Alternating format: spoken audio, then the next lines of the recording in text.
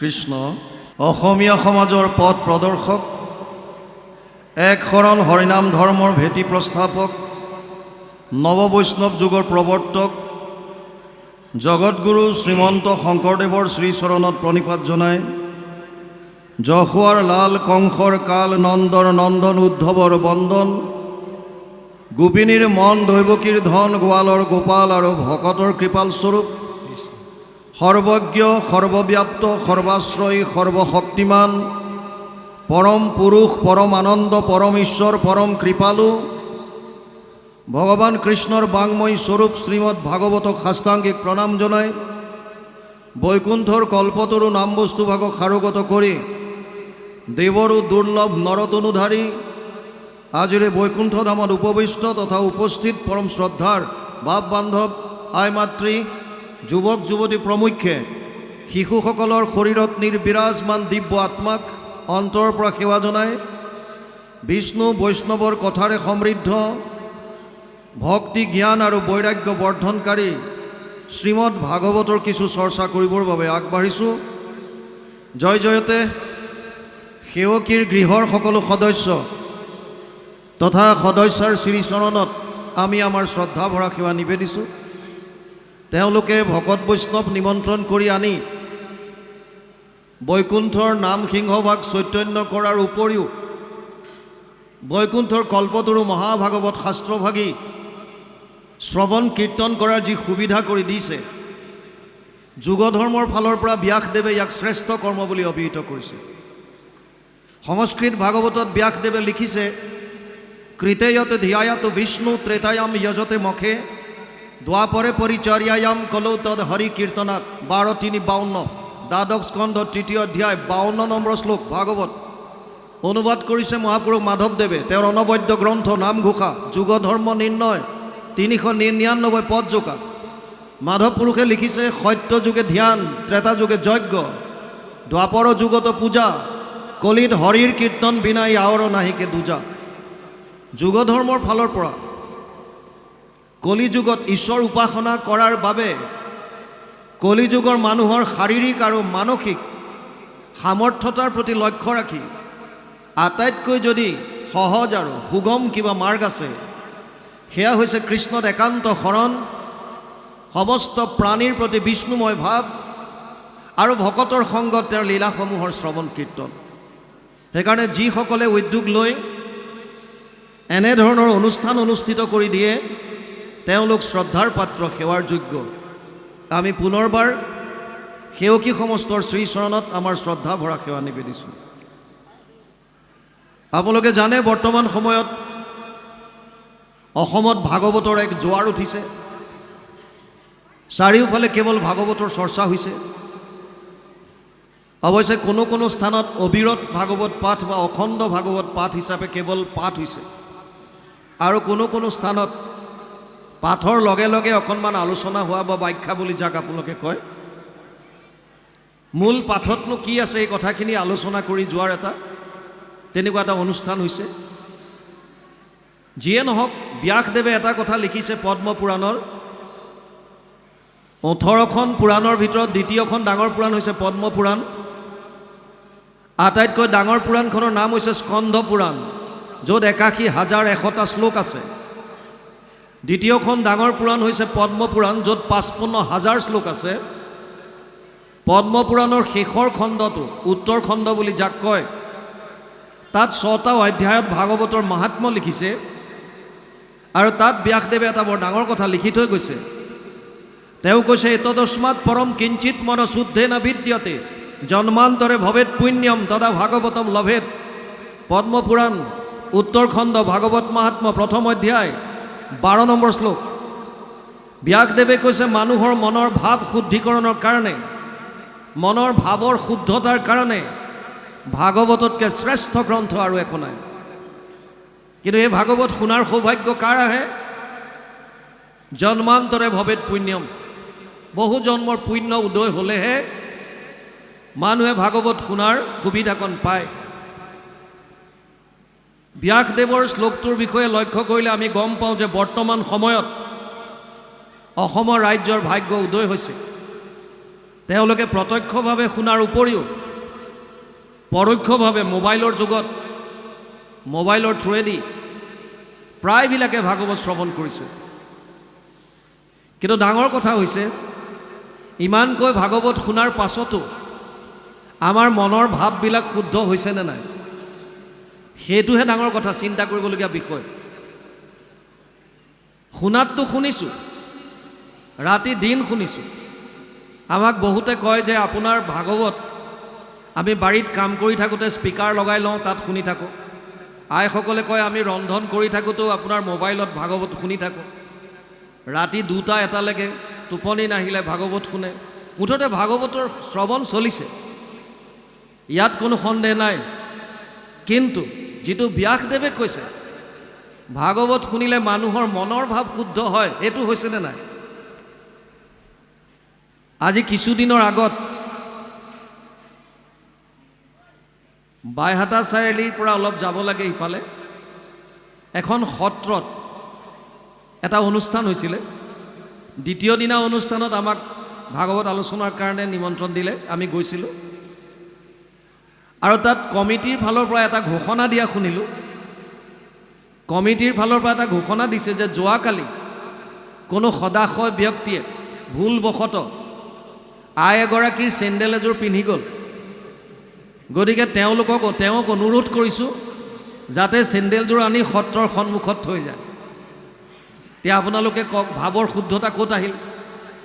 যদি ভাগৱত শুনিবলৈ অহাৰ পাছতো বেলেগৰ চেণ্ডেল এযোৰ যদি মনে মনে পিন্ধি গুচি যায়, তে ভাৱত শুদ্ধতা ক'ত থাকিল? আপুনি ঘণ্টা ঘণ্টা শুনি থাকক, যদি ভাৱতেই শুদ্ধতা অহা নাই। আৰু ইয়াৰ আমি কেনেকৈ গম পাম ভাৱৰ শুদ্ধ হ'লে প্ৰতিস্ফলন ক'ত ঘটিব?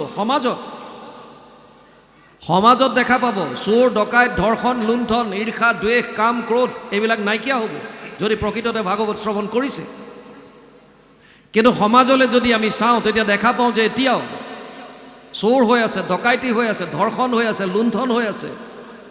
আৰু আমাৰ মনৰ মাজত ঈৰ্ষা, দ্বেষ, কাম, ক্ৰোধ এইবিলাকে বাহ পাতি আছে। তেতিয়াহ'লে ভাগৱত যিটো ব্যাসদেৱে কৈছে ভাগৱত শুনিলে ভাৱৰ শুদ্ধতা হয়, তাৰমানে মিছা ক'লে নেকি? ব্যাসদেৱটো সাধাৰণ মানুহ নহয়। ব্যাস নামে ভৈলা সত্যৱতীৰ সন্ততি, দেখিলাহা প্ৰজা ভৈলা অতি অল্পমতি, কৰিলা অনেক শাখা চাৰিও বেদৰ, পুৰাণ ভাৰত শাস্ত্ৰ নিৰ্মিলা বিস্তৰ। চতুৰ্বিংশতি অৱতাৰত গুৰুজনাই কীৰ্তনত লিখি যোৱা কথা। ব্যাসদেৱ 24 অৱতাৰৰ ভিতৰত এজন, গতিকে তেওঁ মিছা কথা কোৱা নাই। আৰু এইটো মিছা নহয় যে আমি শুনিছোঁ, আৰু এইটো মিছা নহয় যে আমাৰ মনৰ ভাৱ শুদ্ধ হোৱা নাই। কেনাটো ক'ত লাগিছে? প্ৰথম কাৰণ হ'ব পাৰে যেনেকৈ শুনিব লাগে আমি হয়তো তেনেকৈ শুনা নাই। এতিয়াও যদি আপোনালোকে চাই, যদি ভাগৱত শ্ৰৱণ কৰিবলৈ ঘৰৰ পৰা আহিছে, এতিয়াও বহুতে গ্ৰাম্য কথা পাতি আছে এই মুহূৰ্তটো। তাৰমানে আহিছে শুনিবলৈ, কিন্তু কায়িকভাৱে ইয়াত আছে, মনটো ক'ৰবাত ঘূৰি ফুৰিছে। তেনেকৈ শুনিলে একো লাভ নহ'ব। আনুষ্ঠানিকতা ৰক্ষা কৰি ভাগৱত শুনিবৰ কাৰণে দিয়া নাই। সেৱকীয়ে আপোনালোকে ভাগৱতৰ পৰা কিবা এটা লৈ যাবৰ কাৰণে এইখিনি অনুষ্ঠান কৰিছে। যদি ইয়াত অহাৰ পাছত আমি গ্ৰাম্য কথা পাতোঁ, এইটোতো নামৰ অপৰাধ বুলি কৈছে, আৰু ইয়াৰ পৰা স্বয়ং ভগৱানো বচাব নোৱাৰোঁ বুলি কৈছে। গতিকে যিকণ সময় আপোনালোকে শুনে, 2 ঘণ্টা 2.5 ঘণ্টা যি শুনে, শ্ৰদ্ধা সহকাৰে শুনক। কাৰণ ভগৱান কৃষ্ণই গীতাত কৈছে শ্ৰদ্ধাৱান লব্ধতে জ্ঞানম তৎপৰেশং য়তেন্দ্ৰিয় জ্ঞানম লব্ধোৱা পৰম শান্তিম অচিৰেণ অধিগচ্ছতি। চতুৰ্দশ অধ্যায় 39 নম্বৰ শ্লোক, 4ৰ্থ অধ্যায় 39 নম্বৰ শ্লোক। তাত কৈছে শ্ৰদ্ধাৱানজনেহে জ্ঞান লাভ কৰিব পাৰে। শ্ৰদ্ধা লাগিব আগতে। গতিকে শ্ৰদ্ধা কেতিয়া আহিব? যেতিয়া মাহাত্ম্যটো বুজি পাব ভাগৱতত কি আছে। ভাগৱত সমস্ত শাস্ত্ৰৰ সাৰ, সৰ্ব বেদান্ত সাৰম হি শ্ৰী ভাগৱতম ইষ্যতে য়ৈশ্বৰ ৰসামৃত তৃপ্তৈশ্য নানৈন্যত্ৰ ৰতি ক্বচিত। 12, 13, 15 দ্বাদশ স্কন্ধ 3য় অধ্যায় 15 নম্বৰ শ্লোক ভাগৱত অনুবাদ কৰিছে মহাপুৰুষ মাধৱদেৱে ঘোষাত 18 নম্বৰ পদজোকা। তেওঁ লিখিছে সমস্ত বেদান্ত সাৰ মহাভাগৱত শাস্ত্ৰ, ইহাৰ অমৃত ৰস পায় পৰম সন্তোষে পান কৰিলে যিজনে তাৰ অন্যত্ৰ ৰসত ৰতি নাই। আপুনি যদি সন্তোষ মনে শ্ৰদ্ধা সহকাৰে এবাৰ যদি ভাগৱত শ্ৰৱণ কৰে আন শাস্ত্ৰৰ প্ৰতি মন নাযাব। এই আমি কোৱা নাই, ব্যাসদেৱে কৈছে, মহাপুৰুষ মাধৱদেৱে অনুবাদ কৰি ঘোষাত লিখি যোৱা কথা। শ্ৰদ্ধা আহিবৰ কাৰণে মাহাত্ম্য জানিব লাগে। ভাগৱতত আৰু কি আছে? ভাগৱত ভগৱান কৃষ্ণৰ বাংময় মূৰ্তি বুলি কৈছে, বাণী ৰূপে আছে। তেনেয়ম বাংময় মূৰ্তি প্ৰত্যক্ষ বৰ্ততে হৰি সেৱাত শ্ৰৱণাত পথত দৰ্শনাত পাপনাশিনী। পদ্মপুৰাণ উত্তৰখণ্ড ভাগৱত মাহাত্ম্য ৩য় অধ্যায় ৬২ নম্বৰ শ্লোক। তাত কৈছে ভাগৱত ভগৱান কৃষ্ণৰ বাংময় মূৰ্তি শব্দ আকাৰে আছে ইয়াত ভগৱান কৃষ্ণ। এই ভাগৱত যদি কোনোবাই শ্ৰদ্ধা সহকাৰে সেৱা এটা কৰিছে, সেৱাৰ দ্বাৰা যদি শ্ৰৱণ কৰিছে, শ্ৰৱণৰ দ্বাৰা যদি পাঠ কৰিছে, পাঠ বা কীৰ্তনৰ দ্বাৰা, আৰু নহ'লে যদি কোনোবাই শ্ৰদ্ধা সহকাৰে দৰ্শন মাত্ৰ পাইছে, ব্যাসদেৱে গেৰেণ্টি দিছে আপোনালোকৰ সমূলনছে পাপ নাশ হ'ব। ভাগৱত এনেকুৱা এখন গ্ৰন্থ, যিখন গ্ৰন্থ যদি নিয়মিতভাৱে আপোনালোকে ঘৰত যদি আৰু অধ্যয়ন কৰে, কথা ভাগৱতস্যাপি নিত্যম ভৱতি যৎ গৃহে তৎ গৃহম তীৰ্থ ৰূপম হি বাসতম পাপনাশনম। পদ্মপুৰাণ উত্তৰখণ্ড ভাগৱত মাহাত্ম্য ৩য় অধ্যায় ২৯ নম্বৰ শ্লোকত ব্যাসদেৱে লিখিছে, ভাগৱতৰ কথা যিখন ঘৰত সদায় হয়, কথা ভাগৱতস্যাপি নিত্যম ভৱতি যৎ গৃহে, সেই ঘৰখন তীৰ্থক্ষেত্ৰলৈ ৰূপান্তৰিত হ'ব আৰু তাত কোনো ধৰণৰ পাপ থাকিব নোৱাৰে। এতিয়া আমি ঘৰত ভাগৱত পাঠ কৰোঁনে নাই? বহু সমাজত নিয়ম আছে বোলে ভাগৱত ঘৰত ৰাখিব নাপায়। বহু ঠাইত নিয়ম বান্ধি দিলে আইসকলে ভাগৱত পাঠ কৰিব নাপায়। ভাগৱতৰ আসনত আইসকলক বহিবলৈ দিলে এইটো বোলে কিবা দিগদাৰ হ'ব। ক'ৰবাত ক'ৰবাত নিয়ম আছে ল'ৰা ছোৱালীক গীতা পাঠ কৰিব নিদিয়ে, অন্ধ হ'ব। কোনোবাই কয় গীতা পাঠ কৰিলে ঘৰ দুৱাৰ এৰি থৈ সন্ন্যাস হৈ গুচি যাব। এই যে অন্ধবিশ্বাসবিলাক আমাৰ মাজত সোমোৱাই দিলে, তাৰ কাৰণে আমি শাস্ত্ৰৰ উত্তম দুখন গ্ৰন্থৰ পৰা বঞ্চিত হৈ গ'লোঁ, গীতা আৰু ভাগৱত। যি দুখন গ্ৰন্থই আমাক জীৱনৰ মাৰ্গ দেখুৱালেহেঁতেন, যি দুখন গ্ৰন্থ সময়ত অধ্যয়ন কৰা হ'লে আমি জীৱনৰ মাৰ্গ বিচাৰি পালোহেঁতেন, সেই দুখন গ্ৰন্থৰ পৰা সামাজিক কিছুমান অন্ধবিশ্বাসৰ কাৰণে আমাক আঁতৰাই থৈ দিলে, যাৰ কাৰণে আজি সৰু সৰু চহৰত ৩খন ৪খন ৫খন ৬খন ২০খন পৰ্যন্ত ৰিহেব চেণ্টাৰ, নিচামুক্তি কেন্দ্ৰ খুলিবলগীয়া হৈছে। অতি পৰিতাপৰ বিষয়, নিচামুক্তি কেন্দ্ৰ খুলিবলগীয়া হৈছে। অকল যুৱকৰ কাৰণে নহয়, গুৱাহাটী হেন জেগাত যুৱতীৰ কাৰণেও নিচামুক্তি কেন্দ্ৰ খুলিছে, ছোৱালীবিলাকৰ কাৰণেও আছে। কিয়? ভাগৱত অধ্যয়ন কৰা হ'লে গম পালেহেঁতেন, প্ৰহ্লাদে কৈছিল, কৌমাৰ আচৰিত প্ৰাজ্ঞ ধৰ্মান ভাগৱতানিহ দুৰ্লভ মানুষ দেহ তত্ৰাপি ধ্ৰুৱম অৰ্থদম ৭৬১ সপ্তম স্কন্ধ ৬ষ্ঠ অধ্যায় ১ম শ্লোক। দুৰ্লভ মনুষ্য জন্ম যিটো পায়া বুদ্ধিমন্ত যেবে হয়, কুমাৰ কালতে হয়া একমত ভকতি কাছৰ হয়। ভাগৱতত লিখা আছে। কিন্তু কুমাৰ কালত আহিবৰ কাৰণে আপুনি শ্ৰৱণ কৰিব লাগিব, তেওঁলোকক শিকাব লাগিব। আমাৰ মনত সোমোৱাই দিলে যে সৰুতে এইবিলাক পঢ়িবই নাপায়, আধ্যাত্মিক শিক্ষাৰ পৰা আমাক আঁতৰাই দিলে। গতিকে ভাগৱতৰ মাহাত্ম্যটো আগতে গম পাব লাগে। ই এনেকুৱা এখন শাস্ত্ৰ, ৰামায়ণ মহাভাৰত গীতা বেদ বেদান্ত সমস্তৰ শাস্ত্ৰৰ সাৰ ইয়াত সোমাই থোৱা আছে। গতিকে ভাগৱত অধ্যয়ন কৰিবলৈ লওক। যিখন ঘৰত অকণমানো যদি পাঠ হয়, ভাগৱতৰে কাহিনীসমূহ কীৰ্তন কৰিব পৰাকৈ সুন্দৰভাৱে উলিয়াই গুৰুজনে আমাক কীৰ্তন ভাগ দি গৈছে। ভাগৱতৰে ১০ম স্কন্ধৰ আদি চোৱা, ১০মত ৩টা আছে, আদি চোৱা, মধ্য চোৱা, শেষ চোৱা, ৩টা খণ্ড কৰিছে। আদি চোৱা গুৰুজনে অনুবাদ কৰিছে, আৰু শেষৰ পৰা কুৰুক্ষেত্ৰ যাত্ৰা, যাক আমি ১০ম বুলি কওঁ। ১০ম ভাগৱতৰ বস্তু। যদি ১০ম অধ্যয়ন কৰে, কীৰ্তন ১০ম, ৰত্নাৱলী, ভাগৱতৰ যিমান ভক্তি মাৰ্গৰ লগত যিমানখিনি শ্লোক আছে, বিষ্ণুপুৰী সন্ন্যাসীয়ে সেই সমস্ত শ্লোক একত্ৰিত কৰি এখন গ্ৰন্থ লিখিলে, ভক্তি ৰত্নাৱলী, যিখনৰ অনুবাদ মহাপুৰুষ মাধৱদেৱে কৰি থৈ গৈছে। সেইখন অধ্যয়ন কৰিব পাৰে। আৰু নহ'লে ঘোষা, গীতা ভাগৱতৰ উপৰিও অন্যান্য শাস্ত্ৰৰ সাৰসমূহ গোটাই ঘোষাৰ মাজত থৈ গৈছে। গতিকে কীৰ্তন ১০ম, ঘোষা, ৰত্নাৱলী, গীতা, ভাগৱত, ভগৱান কৃষ্ণৰ চৰিত্ৰ সন্মিলিত যিকোনো গ্ৰন্থ যদি আপোনালোকে নিয়মিতভাৱে অধ্যয়ন কৰে, ব্যাসদেৱে কৈছে আপোনালোকৰ গৃহখন তীৰ্থক্ষেত্ৰলৈ ৰূপান্তৰিত হ'ব আৰু আপুনি বাহিৰত তীৰ্থ ভ্ৰমণ কৰিবলৈ যোৱাত কোনো প্ৰয়োজন নাই। আপোনাৰ দেৱৰো ঈশ্বৰ হৰি তান্ত মহা যত্ন কৰি লৈও এক শৰণ সাক্ষাৎ, যাৰ ইচ্ছা মুখ্য পাইবে নালাগে দূৰত যাইবে, আছে হৰি সবাৰো হিয়াত, ভগৱান ইয়াত আছে। আপুনি নিয়মিতভাৱে যদি নাম গায়, নিয়মিতভাৱে যদি চৰিত্ৰ শ্ৰৱণ কীৰ্তন কৰে, তেতিয়াহ'লে ইয়াত ভগৱানক পাব, ইয়াত হৃদয়ত, আৰু তাৰ পাছত আৰু বেলেগৰ প্ৰতি আপোনাৰ মন নাযায়। বাৰু যি কি নহওক, সময় যিহেতুকে অলৰেডি পলম হৈ গৈছে, ৰাতিলৈ ভাওনাও আছে, গতিকে আমি পাতনি দীঘলীয়া নকৰি ভাগৱতত সোমাওঁ। মূল ভাগৱত সংস্কৃতত আছে, 12টা স্কন্ধ, 335টা অধ্যায়, 18,000 শ্লোক, 5,96,000 শব্দ, 10টা লক্ষণ আছে ভাগৱতত। অত্ৰ স্বৰ্গ বিসৰ্গ স্থানম পোষণম উতয় মনন্তৰ এসব অনুকথা নিৰোধ মুক্তি আশ্ৰয় 2, 10, 1।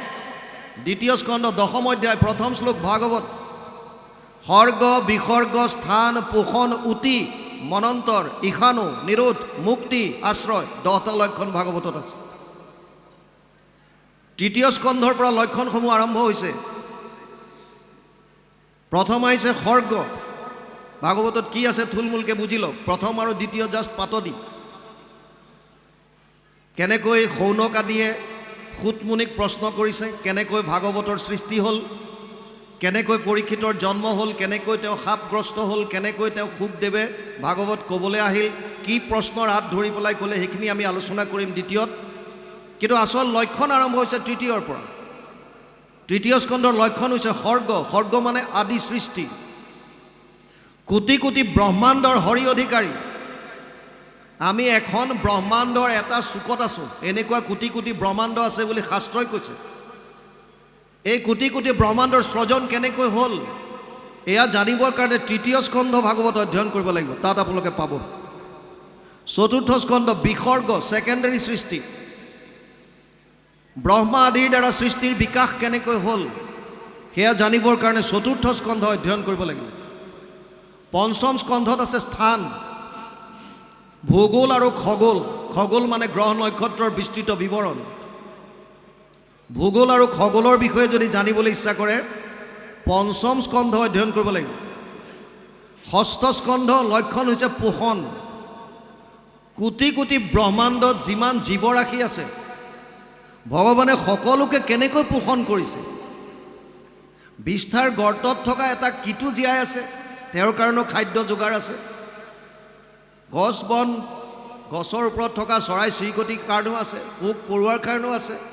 আনকি সন্তান এটা মাতৃৰ কোলা গৰ্ভত থাকোঁতে সেই সন্তানটোৱে জন্ম হৈ প্ৰথম গ্ৰহণ কৰিব পৰীয়া আহাৰ মাকৰ স্তনত আগতেই তৈয়াৰ কৰি দিয়ে। কিমান কৃপালু হ'ব লাগিব। গতিকে সেইজন ভগৱানে কেনেকৈ পোষণ কৰি আছে, বৃত্তাসুৰ বধ, চিত্ৰকেতু উপাখ্যান, অজামিল উপাখ্যান, বিভিন্ন কাহিনীৰ দ্বাৰা বৰ্ণনা কৰিছে। সপ্তম স্কন্ধৰ লক্ষণ হৈছে উতি। উতি মানে বাসনা। আমাৰ তিনি ধৰণৰ বাসনা আছে, দৈবিক বাসনা, আসুৰিক বাসনা আৰু মানৱীয় বাসনা।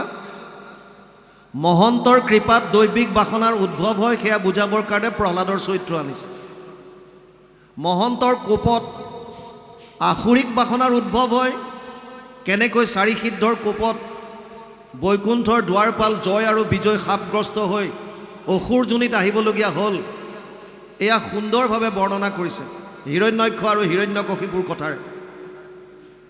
মানৱীয় বাসনাৰ কথা ক'বলৈ গৈ নাৰদে যুধিষ্ঠিৰক বৰ্ণাশ্ৰম ধৰ্মৰ কথা যদিও সংস্কৃত ভাগৱতত 5টা অধ্যায়ত বিস্তৃতভাৱে বিৱৰণ দিছে, অসমীয়ালৈ ইয়াৰ অনুবাদ কৰা নাই। কাৰণ ভক্তি মাৰ্গত বৰ্ণাশ্ৰম ধৰ্মৰ বিশেষ প্ৰয়োজন নাই। বৰ্ণ মানে 4টা জাতি। ব্ৰাহ্মণ ক্ষত্ৰিয় বিষাম শূদ্ৰানাম চ পৰম তপ কৰ্মাণি প্ৰবিভক্তানি স্বভাৱ প্ৰভাৱেৰ গুণেই। অষ্টাদশ অধ্যায় 41 নম্বৰ শ্লোক গীতা। অৰ্জুনক কৈছে, হে অৰ্জুন, ব্ৰাহ্মণ ক্ষত্ৰিয় বৈশ্য আৰু শূদ্ৰ 4টা জাতি মই কৰ্মৰ ওপৰত ভিত্তি কৰি সৃষ্টি কৰিলোঁ। ব্ৰাহ্মণসকলৰ কাম আছিল সম দম তপ শৌচম শান্তি আৰ্জৱম এবচ জ্ঞান বিজ্ঞান আস্তিক্যম ব্ৰহ্মকৰ্ম স্বভাৱজম। অষ্টাদশ অধ্যায় 42 নম্বৰ শ্লোক গীতা। সম মানে মনৰ ওপৰত সংযম, দম মানে ইন্দ্ৰিয়ৰ দমন, তপ মানে কায় মনো বাণীৰ সহ্য কৰিব পৰা গুণটো ঈশ্বৰ উপাসনাৰ কাৰণে তপ। শৌচম মানে পবিত্ৰতা। দুই ধৰণৰ পবিত্ৰতা আছে। শৌচাংশ দ্বিবিধম প্ৰোক্তম বাহ্যম অভ্যন্তৰম তথা মৃজলাভ্যম স্মৃতম বাহ্যম ভাৱশুদ্ধি তথান্তৰম। দুই ধৰণৰ পবিত্ৰতা আছে, এক হৈছে বাহ্যিক আৰু এক হৈছে আভ্যন্তৰীণ ভিতৰৰ। বাহ্যিক শুদ্ধতা আগতে মাটি পানী দিয়ে হাত ধুই পেলাই চাফা কৰিছিল, এতিয়া বহুত ধৰণৰ কেমিকেল ওলাল। কিন্তু আটাইতকৈ ডাঙৰ শুদ্ধতাৰ কথা কৈছে ভাৱৰ।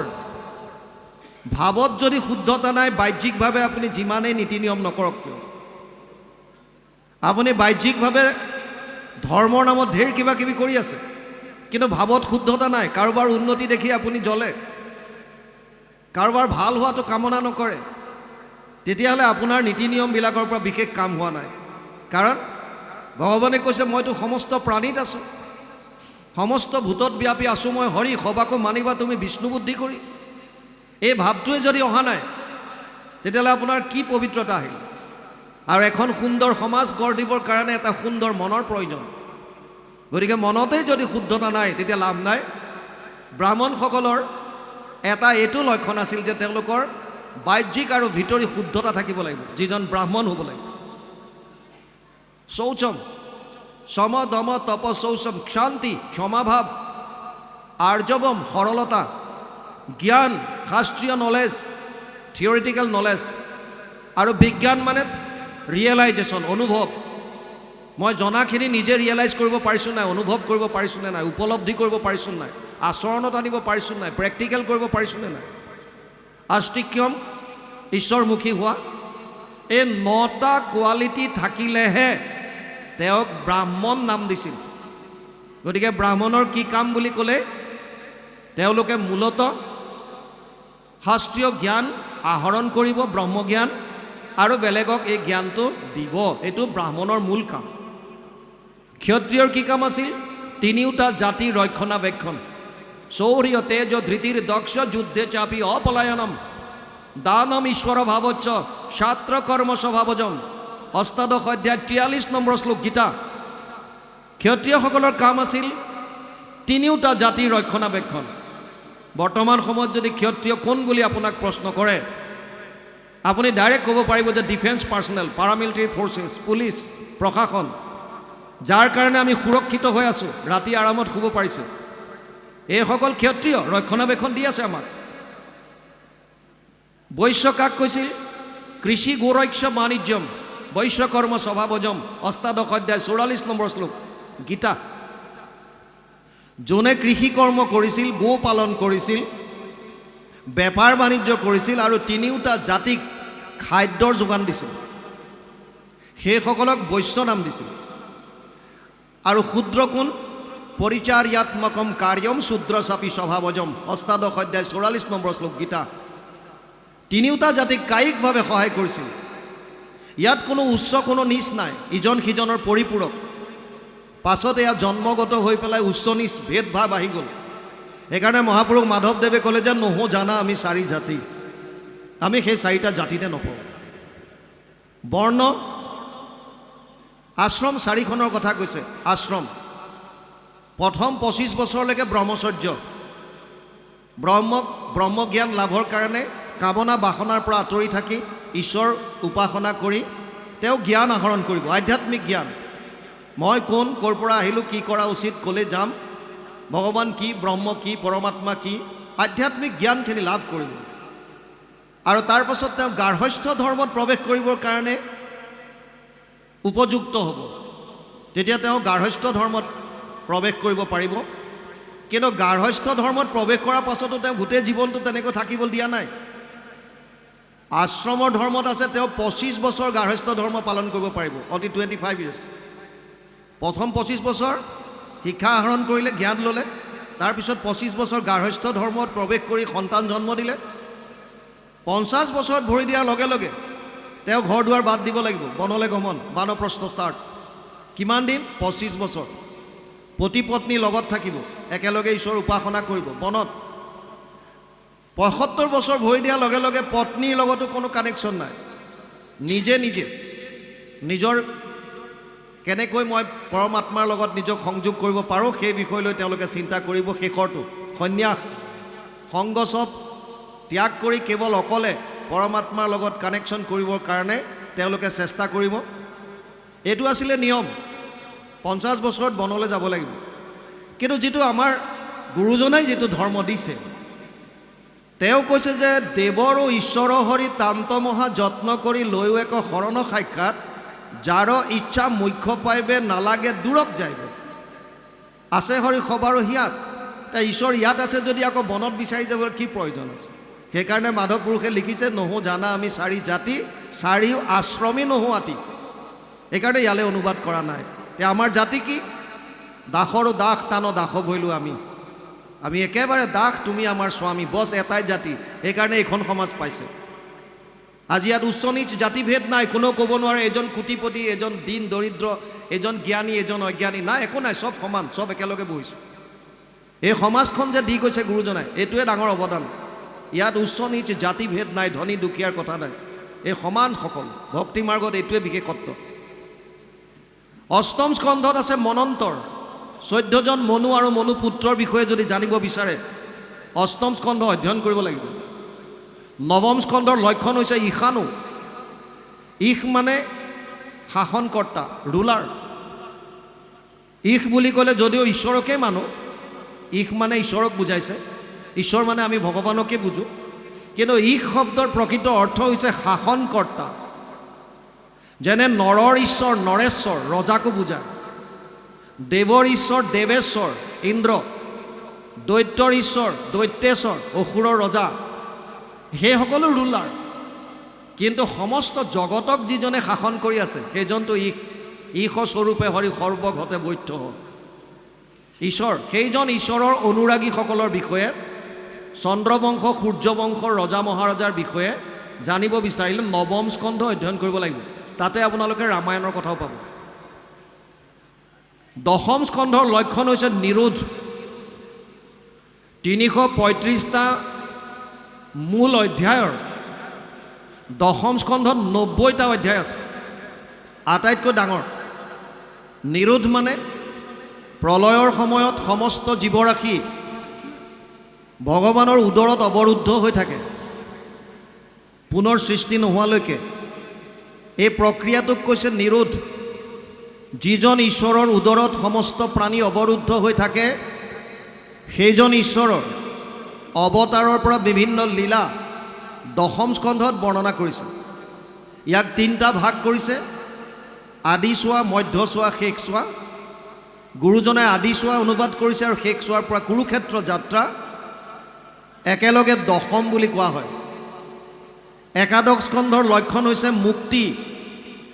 মুক্তি মানে মোকলাই দিয়া, খুলি দিয়া। মুক্তি কাক লাগে? যিজন বান্ধোনত আছে।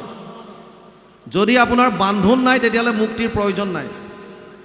আৰু যদি বান্ধোন আছে, কিহৰ বান্ধোন এইটো জানিবৰ কাৰণে নিমি নৱসিদ্ধ সংবাদ, কৃষ্ণ উদ্ধৱ সংবাদ, একাদশ স্কন্ধ অধ্যয়ন কৰিব লাগিব।